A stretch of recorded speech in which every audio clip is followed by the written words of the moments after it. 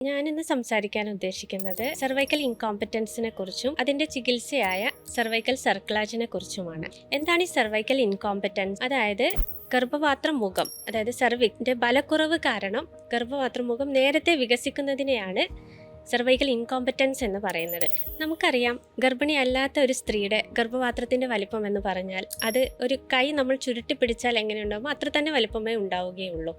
എന്നാൽ ഗർഭിണിയാവുന്നതോടുകൂടെ കുഞ്ഞ് വളരുന്നതിനനുസരിച്ച്, പ്രത്യേകിച്ച് 3 മാസം കഴിഞ്ഞാൽ ഗർഭപാത്രത്തിന്റെ വലിപ്പം കൂടുകയും ഗർഭപാത്രത്തിന്റെ വെയിറ്റ് കൂടുകയും ചെയ്യും. ഈ വെയിറ്റ് കൂടുന്ന ഗർഭപാത്രത്തെ താങ്ങി നിർത്തുന്ന ഒരു അവയവമാണ് ഈ ഒരു സർവിക്സ് അല്ലെങ്കിൽ ഗർഭപാത്ര മുഖം എന്ന് പറഞ്ഞാൽ.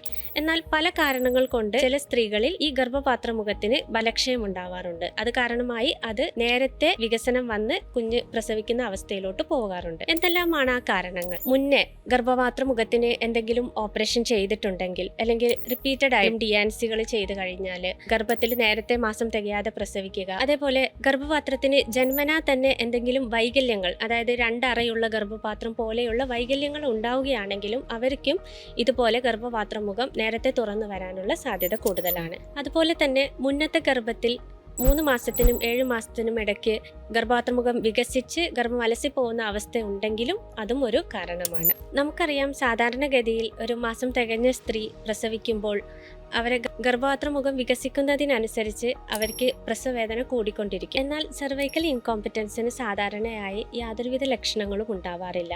അവർക്ക് പ്രസവവേദനയോ അല്ലെങ്കിൽ നല്ല സഹിക്കാൻ പറ്റാത്ത രീതിയിലുള്ള ഊരവേദനയോ അങ്ങനെയൊന്നും കാണാറില്ല.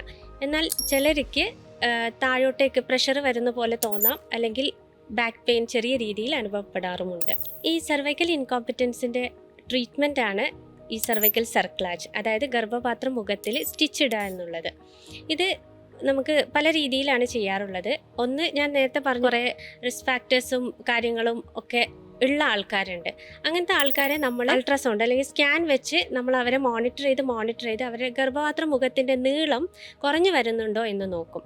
അത് 2.5 സെൻറ്റിമീറ്ററിൽ താഴുകയാണെന്നുണ്ടെങ്കിൽ നമ്മൾ സാധാരണഗതിയിൽ സർവൈക്കൽ സ്റ്റിച്ച്, അതായത് ഈ സർക്ലാജ് ഇടുന്നതാണ്. അതേപോലെ തന്നെ മുന്നത്തെ ഗർഭത്തിൽ മുന്നേ 2-3 തവണ മാസം തികയാതെ പ്രസവിക്കുക, മുന്നത്തെ ഗർഭത്തിൽ നേരത്തെ സ്റ്റിച്ച് ഇട്ടിട്ടുണ്ടായിരുന്നു, അങ്ങനത്തെ അവസ്ഥയൊക്കെ ഉള്ളവരാണെന്നുണ്ടെങ്കിൽ നമ്മൾ ഹിസ്റ്ററി ഇൻഡിക്കേറ്റഡ് ആയിട്ട് സർക്ലാജ് 3-ാം മാസം കഴിയുമ്പോൾ, 3-ാം മാസത്തെ സ്കാനിങ് കഴിയുമ്പോൾ തന്നെ ഇട്ട് കൊടുക്കാറുണ്ട്. പിന്നെ വരുന്നതാണ് എമർജൻസി സർക്ലാജ് അല്ലെങ്കിൽ റെസ്ക്യൂ സർക്ലാജ്.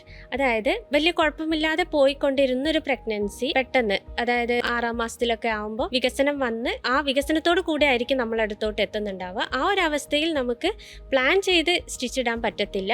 ആ എമർജൻസി ആയിട്ട് നമുക്ക് ആ ഉള്ള ഗർഭപാത്ര മുഖം വെച്ച് സ്റ്റിച്ചിട്ട് ആ ഗർഭത്തെ പിടിച്ചു നിർത്തേണ്ടി വരാറുണ്ട്. അത് എല്ലാ കേസിലും പറ്റിക്കൊള്ളണമെന്നില്ല.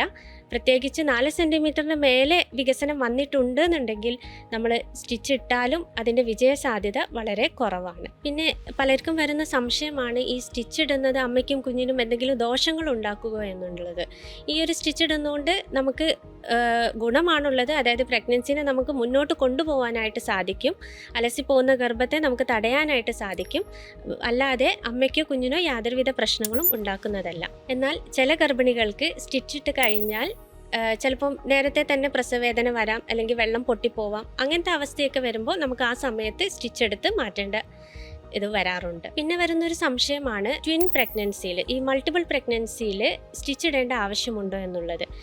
ഒരു ട്വിൻ പ്രഗ്നൻസി യാതൊരുവിധ പ്രശ്നവും, ഒരു കോംപ്ലിക്കേഷനും ഇല്ലാത്ത ട്വിൻ പ്രഗ്നൻസി ആണ് എന്നുണ്ടെങ്കിൽ സ്റ്റിച്ച് ഇടേണ്ട ആവശ്യമില്ല. എന്നാൽ എന്തെങ്കിലും റിസ്ക് ഫാക്ടേഴ്സ്, ഞാൻ നേരത്തെ പറഞ്ഞ എന്തെങ്കിലും റിസ്ക് ഫാക്ടേഴ്സ് ഈ ഒരു ട്വിൻ പ്രഗ്നൻസിയിൽ ഉണ്ട് എന്നുണ്ടെങ്കിൽ മാത്രമേ സ്റ്റിച്ച് ഇടേണ്ട ആവശ്യമുള്ളൂ. പിന്നെ പലർക്കും വരുന്ന ഒരു സംശയമാണ്, ഈ സ്റ്റിച്ച് ഇട്ട് കഴിഞ്ഞാൽ റെസ്റ്റ് എടുക്കേണ്ട ആവശ്യമുണ്ടോ, അതോ നമ്മൾ സാധാ ജോലികളും കാര്യങ്ങളൊക്കെ ചെയ്യാൻ പറ്റുമോ എന്നുള്ളത്.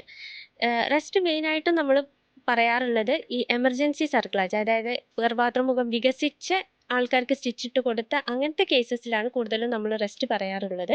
പിന്നെ ഇപ്പോഴത്തെ ഗൈഡ് ലൈൻസ് ഒക്കെ അനുസരിച്ച് ഒരു കംപ്ലീറ്റ് ബെഡ് റെസ്റ്റ് എന്നുള്ളത് ഒരു പ്രഗ്നൻസിയിലും നമ്മൾ സജസ്റ്റ് ചെയ്യാറില്ല. റെസ്ട്രിക്റ്റഡ് ആക്ടിവിറ്റിയാണ്. അതായത് ചെറിയ രീതിയിലുള്ള അവനവന് ചെയ്യാനുള്ള കാര്യങ്ങളൊക്കെ ചെയ്യാം, അല്ലാതെ കംപ്ലീറ്റ് ബെഡ് റെസ്റ്റ് എന്നുള്ളൊരു കൺസെപ്റ്റ് ഇപ്പോൾ ഇല്ല. പിന്നെ എപ്പോഴും നമ്മൾ ശ്രദ്ധിക്കേണ്ടത് ഭാരം എടുക്കുന്നത് ഒഴിവാക്കുക, സ്റ്റെപ്പ് കയറി ഇറങ്ങുന്നത് ഒഴിവാക്കുക. അതേപോലെ താഴോട്ടേക്ക് പ്രഷർ വരുന്ന അവസ്ഥകൾ, അതായത് മലബന്ധം, നിർത്താതെയുള്ള ചുമ, അങ്ങനെയൊക്കെ ഉണ്ടെങ്കിൽ പെട്ടെന്ന് തന്നെ ഡോക്ടറെ കാണിച്ച് അതിനുള്ള ചികിത്സ തേടി റെഡിയാക്കേണ്ടതാണ്. സർവൈക്കൽ ഇൻകോമ്പറ്റൻസ് എന്താണെന്നും അതിൻ്റെ ചികിത്സയായ സർവൈക്കൽ സർക്ലാജിനെ കുറിച്ചും അതിൽ വരുന്ന സംശയങ്ങളെക്കുറിച്ചും മനസ്സിലായെന്ന് വിചാരിക്കുന്നു. Thank you.